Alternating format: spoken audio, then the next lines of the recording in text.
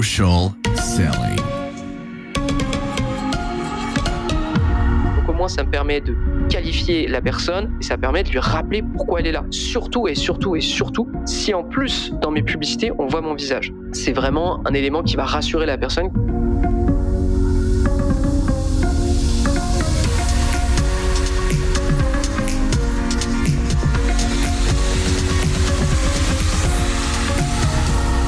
Bonjour à tous et bienvenue sur Social Selling, le podcast 100% Facebook Ads présenté par l'agence J7 Media. Mon nom est Antoine Dalmas et on va être ensemble pour parler du lead magnet. Alors, il faut savoir qu'on sort là d'un challenge 100% Facebook Ads avec toute une communauté. Je pense que cette année, on a dû aider plus de 1000 personnes grâce à notre challenge. Et il s'est passé un truc, c'est que pendant qu'on faisait nos présentations, il y a plusieurs personnes qui nous ont posé la question, c'est quoi un lead magnet? Et ça m'a paru tellement inattendu que je suis resté un petit peu surpris de cette question, pensant que absolument tout le monde connaissait le lead magnet et c'était quelque chose d'absolument établi, en tout cas dans le marketing numérique. Et après coup, je me suis dit que ça pourrait être un très bon épisode de rappel finalement sur ce qu'est un lead magnet et pourquoi on l'utilise en Facebook Ads et pourquoi c'est si intéressant d'en avoir un. Peu importe que vous soyez un e-commerce, que vous soyez un lead gen, évidemment ça a plus de sens, mais que vous soyez aussi un infopreneur, vous pouvez toujours considérer un lead magnet. Alors, on va commencer par répondre à cette question qui m'a été posée à ce moment-là pendant ce challenge. C'est quoi un lead magnet? Eh bien, tout simplement, c'est un tunnel de vente dans lequel on commence par vous demander votre adresse mail. J'avais à le traduire littéralement, c'est un aimant à lead étant une adresse mail. Plus grossièrement, j'ai un contenu que vous désirez et je veux bien vous le céder contre votre adresse mail. Pourquoi maintenant on utilise des lead magnets, surtout en Facebook Ads? Faut comprendre que l'email est probablement la ressource la plus importante quand on vend en ligne. Parce que qu'importe ce qui se déroule sur vos publicités ou sur les plateformes que vous utilisez, vous détiendrez toujours votre base mail. Je vais vous la refaire. Si Instagram disparaît demain, si TikTok, si Pinterest, si Facebook Ads disparaît demain, tant que vous avez votre base mail, vous n'avez pas tout perdu en l'occurrence.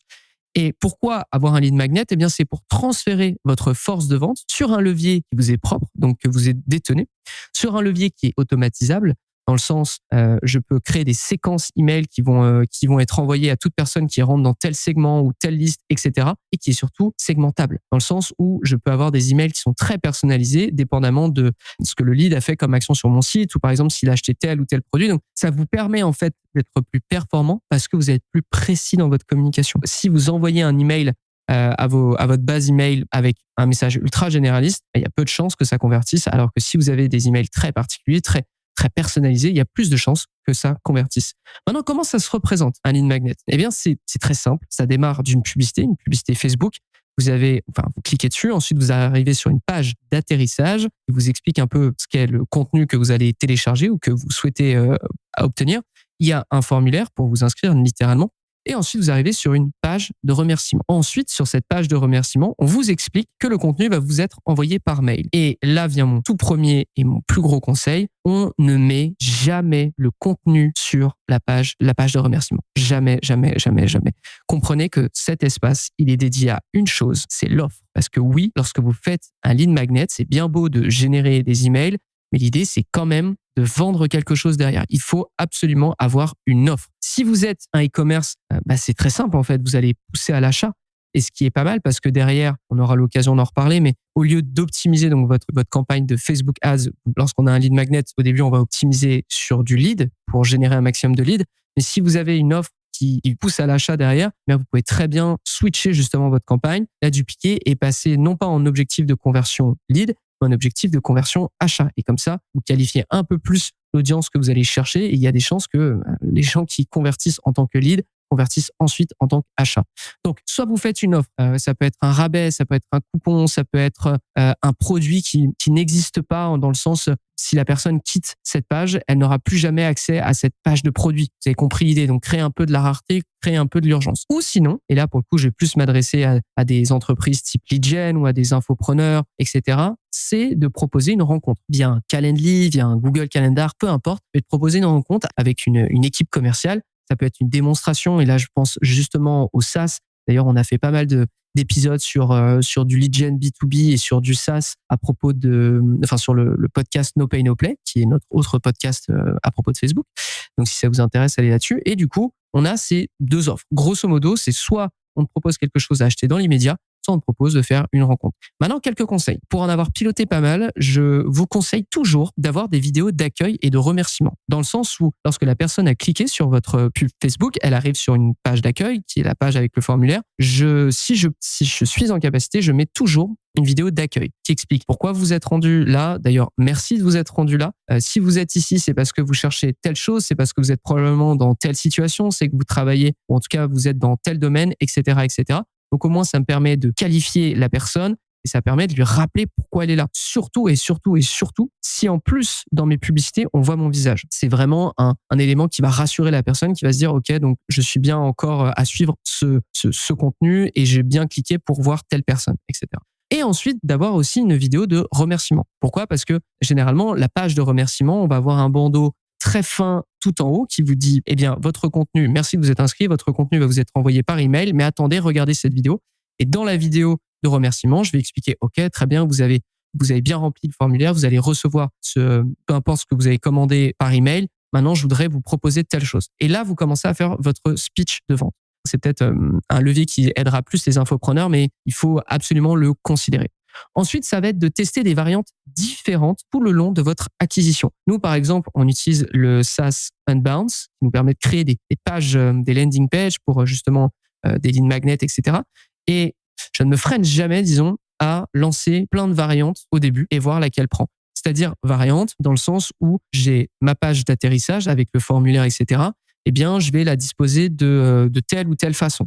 Ça va me faire plusieurs variantes. Je vais mettre ce titre et puis après, je vais tester un autre titre, etc. Et l'idée, c'est d'en avoir, 3, 4 et juste de commencer à voir après une semaine, 2 semaines, lesquels convertissent, lesquels ne convertissent pas. Dès lors que vous en voyez qui ne convertissent pas, vous les coupez. Et si vous voyez que certaines convertissent mieux que d'autres, eh bien, vous les dupliquez pour ensuite décliner un autre élément, mais seulement un autre élément, juste pour prolonger un peu le test et toujours challenger un peu le statu quo. Et évidemment, ça, vous pouvez aussi le faire sur votre page de remerciement. Ensuite, et là, pour le coup, ça c'est plus pour les pages de remerciement, c'est d'avoir des éléments d'urgence sur votre offre. C'est-à-dire, je vous expliquais qu'est-ce qu'on peut offrir sur une page de lead magnet lorsqu'on a rempli le formulaire. Ça peut être un produit qui n'existe pas ou ça peut être un produit qui va disparaître à partir de telle date. Et vous pourrez en faire référence, d'ailleurs sur votre séquence email dont on va parler bien après. Maintenant, la question que vous vous posez tous, qu'est-ce que je fais en lead magnet ? Qu'est-ce que je propose qui pourrait nécessairement aider ou que pourrait avoir besoin, ce dont pourrait avoir besoin mon audience ? Et en fait, là, littéralement, eh bien, c'est porte ouverte. C'est-à-dire, c'est porte ouverte à votre créativité. Vous connaissez probablement mieux votre audience que moi, donc je vais vous donner quelques exemples et ça va vous donner, je pense, un spectre assez large de ce qu'il est possible de faire en termes de lead magnet. Par exemple, on travaillait avec un lead gen. Ce lead gen met en relation des personnes qui souhaitent faire refaire leur maison, leur cheminée, leur toiture, etc. Et du coup, des entrepreneurs dans le bâtiment. Voilà, donc il les met en relation. Et on a su, parce qu'on a appelé pas mal de clients qui étaient passés sur cette plateforme, on a compris qu'une des problématiques qui revenait le plus souvent, c'est que les gens, quand ils veulent faire des travaux, ils ont toujours peur de se faire arnaquer. Ils ont toujours peur de se faire arnaquer parce qu'ils ne connaissent jamais les prix, parce que les prix, généralement, c'est dit un peu à haute voix au téléphone par l'entrepreneur, ou ça peut être, c'est tellement variable que les gens ont toujours peur de se faire arnaquer, soit parce que la qualité va être médiocre, soit parce que c'est trop cher par rapport à ce qu'il y a dans le marché. Et on avait fait justement un lead magnet qui était voici le prix moyen pour tous les travaux de votre maison. C'est-à-dire refaire votre cheminée, ça peut coûter entre ça, fourchette basse, fourchette moyenne, fourchette haute. Refaire votre cuisine, ça peut être ça, fourchette basse, fourchette haute, etc., etc. Alors, bien sûr, c'était pas non plus 100% fiable dans le sens où, évidemment, que si vous avez une cuisine de 5 hectares, alors je dis ça en rigolant, mais si vous avez une cuisine très très grande, il est possible que ce soit beaucoup plus cher. Vous avez compris l'idée. Et grâce à ça, on a pu aller chercher plein de gens qui étaient intéressés à faire des travaux chez eux et qui étaient dans cette logique encore de je regarde, je tâtonne, j'appelle, je vois combien on me dit. Et là, pour le coup, c'est un élément assurant pour cette personne. Donc, double coup pour nous. On arrive dans la masse d'audience de Facebook à trouver des gens qui sont en passe de refaire quelque chose chez eux. Et en plus de ça, on les aide. Et du coup, si on les aide, il y a plus de chances qu'ils viennent avec nous. Une autre idée. On vend un produit qui est très, très cher. Un produit, là, je parle pour un e-commerce. C'est un produit qui coûte à peu près $10,000. Évidemment qu'on ne le vend pas avec une petite campagne de conversion achat. Vous l'aurez compris. Donc, on fait pas mal de lead gen. Et pourquoi on fait du lead gen ? Eh bien, parce que si la personne, elle est intéressée par ce produit, En fait, on lui propose de lui envoyer toute la fiche technique du produit. Mais est-ce qu'on lui envoie gratuitement? Bien sûr que non. La personne doit nous donner son adresse mail parce qu'on sait pertinemment que si on lui donne le prix tout de suite, si on lui donne la fiche produit, peut-être qu'elle ne reviendra jamais. Il y a de grandes chances qu'elle ne revienne jamais. On a besoin de la travailler par email. Donc ça, pareil, c'est un e-commerce. Ils vendent un produit cher. Les personnes, elles veulent connaître le prix. Eh bien, on leur envoie toute la fiche technique contre une adresse mail. Ensuite, quelque chose que quasiment tous les e-commerce peuvent faire, je pense, c'est la liste VIP. Alors, on sort un peu de l'idée qu'on a du lead magnet, du style le lead magnet, il faut absolument que ce soit un e-book, par exemple, ou un contenu un peu. Non, un lead magnet, c'est juste, j'ai quelque chose que tu veux, je te l'offre contre une adresse mail. La liste VIP, c'est quelque chose qu'on utilise beaucoup, qu'on a beaucoup utilisé surtout les précédentes années, qui continue de fonctionner peut-être un petit peu moins, mais je vous dirais que c'est quand même quelque chose à tester si vous ne l'avez jamais fait. Globalement, c'est d'arriver vers la personne et de dire, est-ce que ça t'intéresse d'avoir des promos exclusives sur notre shop, des promos qui ne sont pas montrées à tout le monde, d'avoir de l'avance aussi sur certaines promos, notamment le Black Friday.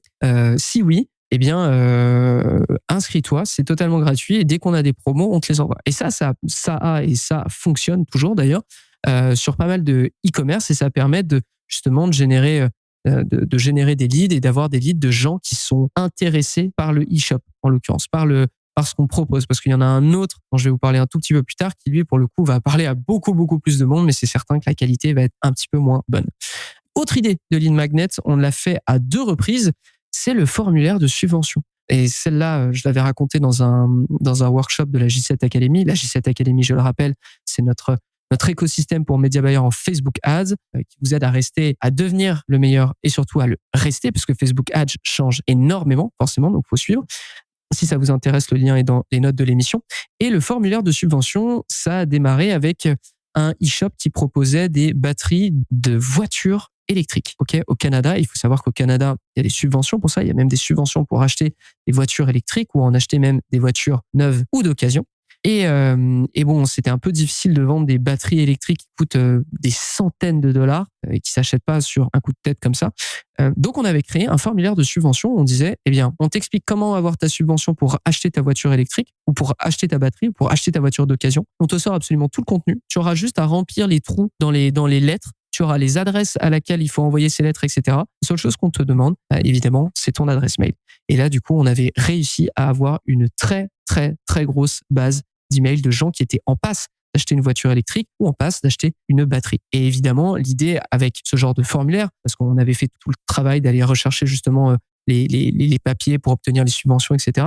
Ce qui est intéressant là-dedans, c'est que comme j'aide la personne à atteindre telle destination, eh bien quand elle y sera, elle va se dire ça tombe bien parce que eux ils m'ont aidé. En plus de ça, ils vendent ce dont j'ai besoin après. C'est-à-dire que si je les aide à obtenir une voiture électrique, il y a de grandes chances que derrière ils aient besoin d'une borne électrique. Vous voyez, donc en fait j'accélère un peu le marché. Voilà, c'est littéralement, je pense que c'est un peu ça le terme. J'accélère le marché et j'aide les personnes et par aspect de rétribution, la personne va plutôt penser à nous plutôt qu'un autre e-commerce. Donc, ça avait plutôt bien fonctionné, cette stratégie en lead magnet. Vous avez compris l'idée. Si vous vendez quelque chose de très, très cher, qui est un peu d'utilité publique, renseignez-vous. Il y a peut-être des subventions que vos clients peuvent obtenir. Dans ce cas-là, aidez-les à obtenir ces subventions pour ensuite qu'ils viennent acheter chez vous. Ensuite, donc, contrairement à la liste VIP qui, j'en parlais juste avant, qui va aller chercher des gens potentiellement intéressés par votre e-commerce, nous avons le fameux concours. Et oui, le concours est nécessairement un lead magnet parce que nous, alors, en aucun cas, on va faire des concours où il faut taguer la personne, mettre j'aime, commenter je veux, etc. Non, nous, les concours, c'est vous allez sur une page, vous donnez votre adresse mail et c'est comme ça que vous participez. Point barre. Donc, évidemment, vous allez attraper beaucoup d'emails grâce à ça. Maintenant, est-ce que ce sont toujours des emails très qualifiés? Je ne le crois pas. Donc, c'est probablement quelque chose que j'orienterais le concours sur des e-shops ou du moins des annonceurs qui peuvent vraiment parler à beaucoup de monde, qui peuvent vraiment intéresser beaucoup de monde. Autrement, si vous êtes trop niché, vous risquez de perdre un peu votre temps. Je pense que la liste VIP ou pareil, des e-books, etc. pourront bien mieux vous aider. Ensuite, après, c'est un petit peu large. Finalement, c'est je pense à un e-commerce où les gens se posaient beaucoup de questions pour acheter. Ça peut être les 5 trucs à savoir dans tel domaine quand vous voulez acheter telle chose. Voilà. Après, vous remplissez les trous avec votre propre domaine d'expertise, etc. Ou ça peut être comment réaliser telle action sans avoir tel problème. Littéralement. Donc ça, c'est un peu du copywriting surtout, mais l'idée, c'est d'avoir un guide qui vous permet d'atteindre tel résultat sans avoir à passer par tel problème, etc. Donc, vous avez compris un peu l'idée, finalement, c'est hyper large. C'est dépendamment de ce que vous essayez de faire. Mais d'ailleurs, un lead magnet peut être un webinaire aussi, j'y pense, un webinaire enregistré, ça peut être un challenge enregistré. L'idée, c'est juste d'avoir un contenu contre une adresse mail, c'est tout. Et maintenant, quelle est la publicité qu'on utilise pour un lead magnet? Parce qu'on est quand même sur un podcast Facebook Ads. Qu'est-ce qu'on va utiliser comme publicité? Je dirais que tous les formats fonctionnent, de l'image fixe, de la vidéo au GIF. Par contre, j'ai rarement vu des carousels et je me suis fait la note en préparant cet épisode. Je crois que je vois quasiment plus de carousels sur Facebook Ads, à moins que ce soit des campagnes de catalog sales. Donc, vous savez, les carousels qui se populent automatiquement avec les produits que les personnes ont visités sur votre site, etc. Autrement, je crois que je ne dois plus voir aucun carrousel en Facebook Ads. Donc, image fixe, vidéo et GIF. Et je vais prendre le premier exemple. Si votre lead magnet, c'est un document, l'idée, c'est de le montrer tout simplement. Ok, c'est de l'ouvrir, c'est prendre une photo du document. C'est de dire, alors je repense à ce test qu'on avait fait. On était avec un infopreneur qui proposait un e-book pour aider des entrepreneurs en l'occurrence. Et ces publicités de lead magnet, pour vous dire, c'était sa propre photo. Ok, c'était la propre photo de l'entrepreneur. Et on disait que on vous offre un lead magnet, etc. Enfin, on vous offre un e-book, etc. pour vous aider dans votre activité d'entrepreneur. Bon, du coup, je vous avoue que ça aide pas tellement à la compréhension. Donc, une publicité qu'on avait fait et qui est derrière été déclinée maintes et maintes fois, c'est juste d'ouvrir le e-book, de regarder s'il n'y a pas un schéma, s'il n'y a pas quelque chose d'un peu technique qui peut attirer l'attention, d'en faire un screenshot et d'en faire littéralement votre publicité. Et là, tout de suite, si vous mettez, par exemple, parce qu'en l'occurrence, lui, sur son e-book, il y avait par exemple une roue pour les entrepreneurs où on comprend que la roue, elle vous amène à tel endroit. Prenez un screenshot de ça, vous mettez une tagline pour les entrepreneurs, e-book gratuit. Et là, tout de suite, ça avait beaucoup, beaucoup mieux fonctionné. J'en veux aussi pour preuve, par exemple, même les challenges de J7 Media que je fais. On a des présentations, on a des guides, littéralement, sauf qu'au lieu de vous les donner, on les lit, on vous les présente. Moi, c'est de prendre des vidéos de ce guide, passer les slides rapidement et dire c'est pour telle personne, ça se passe à tel moment, inscrivez-vous. Vous pouvez littéralement faire la même chose, ok? Je pense notamment à ce e-shop qui vendait des produits, des télescopes. Et on avait une publicité où lui montrait le guide. On voyait qu'il était entouré de télescopes parce qu'il était dans son magasin, donc on comprenait quelle était la nature de son domaine. Et aussi, on voyait le e-book, donc on avait cette curiosité de se dire ah ok, je veux voir ce que c'est, je vais le télécharger. Vous avez compris l'idée, lorsque vous avez un document, montrez-le, mettez-le en valeur. Maintenant, si c'est, alors je prends les autres exemples que j'ai pu vous montrer. Si c'est un concours, c'est simple, vous montrez le lot. Si c'est une liste VIP, vous pouvez montrer soit les produits, vos meilleurs vendeurs sur l'image en montrant, en taguant liste VIP, obtenez des rabais exclusifs. Ça, c'est le genre de publicité qu'on a pu faire. Soit montrer d'ailleurs des offres à venir. Vous pouvez montrer des 15, 20, 30% de rabais prochainement. Vous voyez, vous utilisez un peu l'excitation des rabais et des offres pour que la personne s'inscrive. Globalement, avec ces trois thématiques, donc documents, concours, liste VIP, je relis un peu mes notes. Je pense qu'on a fait à peu près tout. Si vous avez des vidéos, c'est-à-dire que votre lead magnet, c'est des vidéos préenregistrées, vous pouvez très bien prendre des screenshots de cette vidéo. Voilà, vous avez compris l'idée. Il faut juste montrer ce que vous vendez, ok? Et ensuite, on arrive un peu à la dernière question. Quel email pour un lead magnet? Parce que oui, si on récolte des emails, c'est nécessairement pour en faire quelque chose. Donc, qu'est-ce qu'on envoie lorsque on vient de créer un lead magnet?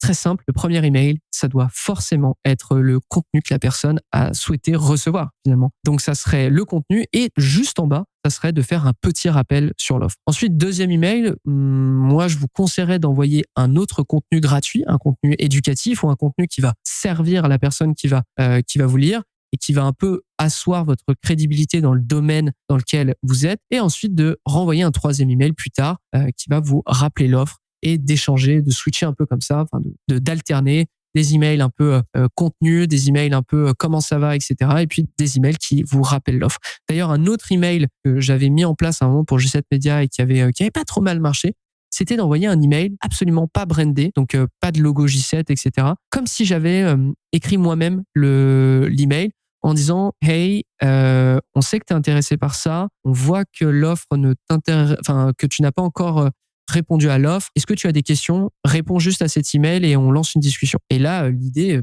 comme je le rappelle, tout l'intérêt de l'emailing, c'est alors oui, il y a envoyer des emails et détenir une base email, mais c'est surtout que vous pouvez lancer des discussions littéralement avec les personnes qui vous suivent ou du moins qui sont intéressées par votre contenu. En lançant des discussions, tout peut arriver. pouvez très bien trouver un nouvel insight pour vos publicités, un nouvel insight pour vos prochains contenus. Vous pouvez très bien closer la personne et lui vendre ce que vous désiriez vendre de base, sauf qu'elle avait plein de questions, elle avait plein de freins psychologiques, etc. à faire sauter. Donc voilà. Donc après les emails, pareil, vous faites des tests, vous testez des objets différents pour augmenter le taux d'ouverture. Ensuite, quand le taux d'ouverture est énorme, quand le taux d'ouverture a augmenté, vous essayez d'augmenter le taux de clic, etc., etc., etc. Donc, vous avez compris, le lead magnet, finalement, c'est pas si compliqué. C'est un contenu que la personne désire. Pour l'obtenir, elle doit vous donner son adresse mail et vous, derrière, vous devez obligatoirement avoir une offre à faire derrière et surtout avoir une séquence mail bien bâtie qui va être automatique. Donc, on a terminé pour cet épisode un peu académique. Je regarde un peu le compteur. Je pensais pas qu'on allait faire la vingtaine de minutes sur le lead magnet, mais bon, il faut croire qu'il y avait pas mal de choses à dire. J'espère que ce contenu vous a plu, que cet épisode de Social Selling vous a plu. Si c'est le cas, n'hésitez pas à nous mettre une petite note sur Apple Podcast, à nous mettre des petites notes sur Spotify, à parler de nous, à nous partager sur les réseaux sociaux, à venir me parler aussi. Je laisse une petite enquête d'ailleurs sur Social Selling si vous voulez pour me proposer des futurs épisodes que vous souhaiteriez avoir. Littéralement, je vous laisse un petit examen et lorsque vous le remplissez, je vais vous demander quel est l'épisode que vous adoriez avoir sur Social Selling. Et si c'est possible pour moi de le faire, sans problème, je le réaliserai. Je rappelle aussi, la J7 Academy, c'est notre écosystème dédié à la publicité sur Facebook, mais aussi un petit peu à l'emailing. On parle aussi un peu de Google Ads, mais globalement, c'est vraiment si vous êtes un annonceur ou si vous êtes un média buyer, vous travaillez en freelance, agence, etc. À propos de Facebook Ads, vous avez envie de devenir meilleur dans votre domaine et surtout de le rester, je vous invite très sincèrement à seulement vous renseigner peut-être dans un premier temps à la J7 Academy, j7academy.com ou sinon dans les notes de l'émission. C'est tout pour moi en tout cas. Merci de nous suivre encore et je vous donne rendez-vous au prochain épisode de Social Selling. À très vite. Social Selling. Social Selling.